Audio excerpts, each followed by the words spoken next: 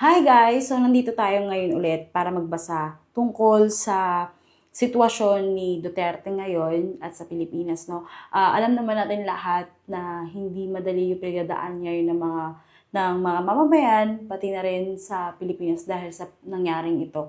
Bali masyadong hati yung mga tao. No? So itong reading na to ay based sa symbols, representations ng card and intuition. At ginagawa natin ang readings na to dahil sa insistent demand ng nakararami ng ating mga followers. Okay? So, make sure na itong readings na to ay gawin lamang insights, dagdag insights, guide, at hindi ito pamalit sa kung ano man yung tungkol sa mga legal na kinakaharap ngayon ni former President Duterte. Okay? So, ngayon, magsisimula tayo at magbabasa tayo ng mga cards based sa mga question ng ating mga followers at ng mga sumusuporta sa kanya. Guys, bago tayo mag-start sa readings, gusto ko lang munang ipaalam sa inyo na ako po ay walang sinusuportahan na kahit anong partido. Kasi meron akong ibang perspective when it comes to government kasi guys. So, never, actually may mga sinuportahan ako isang beses last election, no? Pero yung mga nauna dyan is wala talaga. Medyo nawalan ako ng gana sa politics talaga. But anyway, dahil ito sa current events na nangyayari sa atin, magbibigay tayo ng dagdag insights at dahil na rin sa request ng ating mga followers.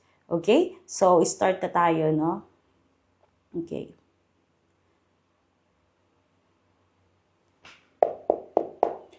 So, ang first question natin dito ay ang question ng mga ating followers. Ang unang question, ano ang totoong pakay sa pag-aresto kay Duterte? Okay. So, dito natin yan malalaman kung ano nga ba ang totoong pakay, bakit inaresto ang dating Pangulong Duterte.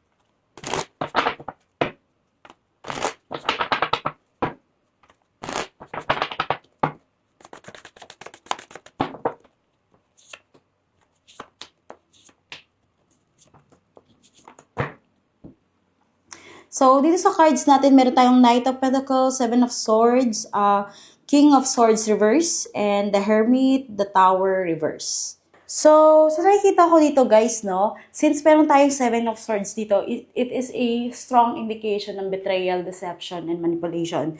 And as for the Knight of Pentacles and King of Swords reverse, ibig sabihin, matagal na tong pinagplanuhan. Okay? Ang nakikita ko lang dito is tiniming talaga nila. Nagkaroon sila ng tamang timing para maisakatuparan itong planong to. So, yung pagkaka-aresto kay dating Pangulong Duterte ay hindi lang siya basta-basta aresto dahil sa justice or injustice. Hindi doon naglalaro. Nagkaroon to ng manipulation, and as per the Tower reverse, ibig sabihin ginagamit itong issue na to para may mapagtakpan dahil mas may malalim na crisis ang kakaharapin or posibleng kaharapin ng Pilipinas or kinakaharap na siya actually. There's a chance na ganyan. And ginagamit itong issue na to para malihis kung ano ba yung totoong kinakaharap natin, no? So, sa kabuuan nitong cards na to, may mga taong nasa likod ng kanyang pagkakaresto at hindi ito naging lantad. Kung baga hindi lantad yung tunay nilang pakay. So, mahalaga sa atin, tayong mga tao, mamamayan, maging mapanuri tayo. Okay? Kasi, nakikita ko rito may mga malalaman pa tayo soon at huwag tayo agad magpapadala sa mga emotions natin. Kasi, I think may mga darating pa or may mga lalabas pa na bagong news or information regarding these issues. Okay? So, maging mapagmatsyag at huwag magpadala sa emotions. As much as possible, maghintay tayo ng mga susunod na impormasyon na darating soon. Okay? So, ang ating next question na natanggap mula sa ating mga follower ay kung makakabalik pa ba si Duterte sa Pilipinas. Okay, let's see kung makakabalik pa ba siya. Okay.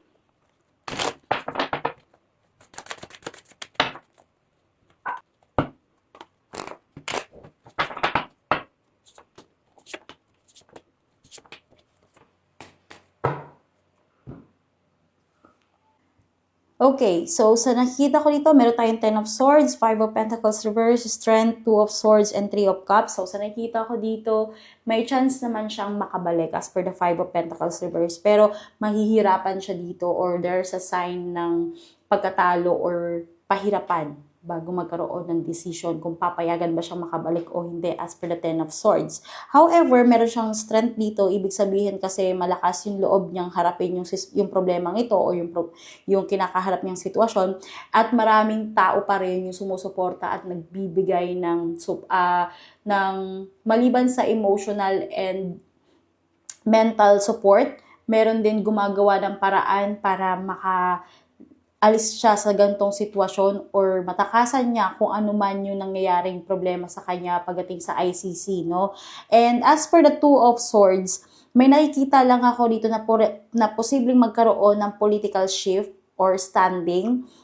Kung sakali man payagan siya na makaalis sa poder ng ICC, posibleng magkaroon ng compromise or pagkakasunduan, no? And as for the 3 of Cups, nakita ko dito na may pag-asa at posibilidad kasi na magsama-sama yung mga taong sumusuporta sa kanya. Kasi ang 3 of Cups means teamwork. Okay? So, kung makabalik man siya, maaring may mga celebration or suporta mula sa iba't ibang grupo. May mga grupo to na susuport sa kanya. So, yes, makakabalik siya pero magiging mahirap yung sitwasyon. Hindi magiging madali at maaaring magkaroon ng kompromiso or kasunduan bago mangyari yun. Okay?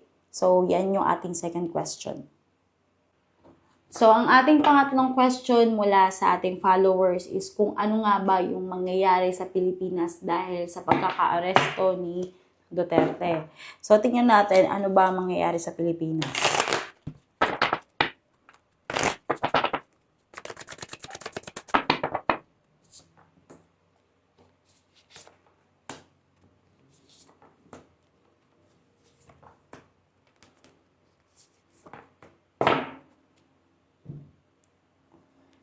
So, based sa cards na meron tayong 3 of Cups, Page of Swords reverse, 3 of Wands, and Ace of Cups reverse, and the Moon. So, based sa ating cards, no, nakita ko rito na may ibang tao na masaya na nangyari ito. At syempre, hati kasi yung mga yung mamamayan natin kalahati doon or mas marami doon masaya or malungkot, may galit, puot. Pero this card can indicate alyansa. So, posibleng magkaroon ng protesta or malaki ang protesta to as per the 3 of Cups. And based sa mga cards natin, no, may mga illusion and manipulation na nangyayari and posible na sunod-sunod yung mga news or fake news ang lalabas. So, kailangan natin maging mapagmatsyag sa mga nangyayari sa paligid natin, no? Dahil present dito si Moon. Especially ang mga tao ay madaling madala ng emosyon right now dahil sa lungkot, sa galit, sa pagkadismaya at maraming tao din na magagalit sa government. Pero nakikita ko dito na mangyayari sa Pilipinas ay magkakaroon ng panibagong policies na ilalabas. No? So, sa nakita ko dito, malabo at puno ng panlilinlang na information.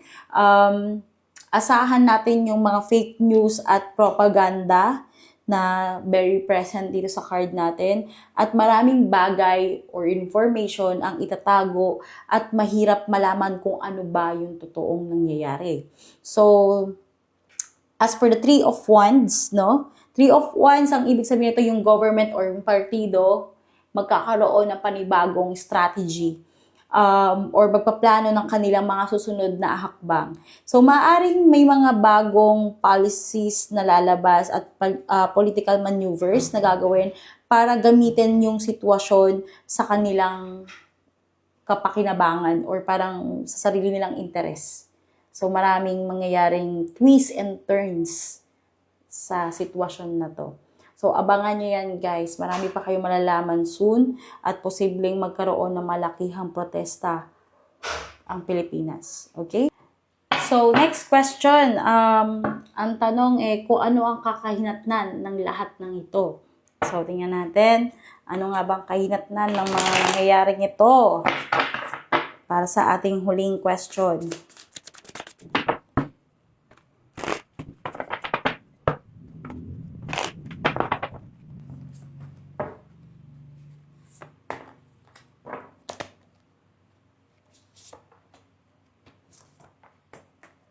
So, based sa cards, meron tayong Death and Rebirth reverse and the World reverse, Three of Wands, the Star, and Knight of Swords. So, sa nakikita ko rito, may resistance and unfinished business. And as for the World reverse, kasi nagpapakita ito ng karmic pattern or cycle siya na hindi pa magtatapos. And as for the Three of Wands, kasi nakikita ko dito na may mga taong nagpaplano ng kanilang susunod na hakbang kung saan magagamit nila yung sitwasyon ng dating Pangulong Duterte para sa sarili nilang interes, no? But as per the star, which is good sign to, na magkakaroon ng healing or panibagong direction yung Pilipinas, no? Nakikita ko na may panibagong healing and renewal kahit pa nahihirapan or may problema tayong kinakaharap ngayon. Pero depende pa rin sa magiging resulta ng pangyayari, no? I think magkakaroon ng panibagong direction yung Pilipinas. But as for the Knight of Swords, I can see aggressive action, no? Knight of Swords represents aggressive action. Matinding discussions na pwede pang lumala yung mga debate na nangyayari ngayon when it comes to politics at social platforms, no? Dahil may mga taong lalaban pa para ipaglaban yung kung ano ba yung paniniwala nila. So, sa kabuuan ng cards na to, hindi magiging madali yung transition, yung healing and everything. Pero I can see a new direction, no? May mga bagay na matatapos at mababago. But as for the Death and Rebirth, matatagalan pa bago to magkaroon ng resolution kasi may mga resistance and may mga unfinished business pang lumalabas dito. So, ayun lang. Salamat sa panonood, guys. At I hope na makatulong itong readings natin para sa inyong pagnilay-nilay, sa panibagong insights.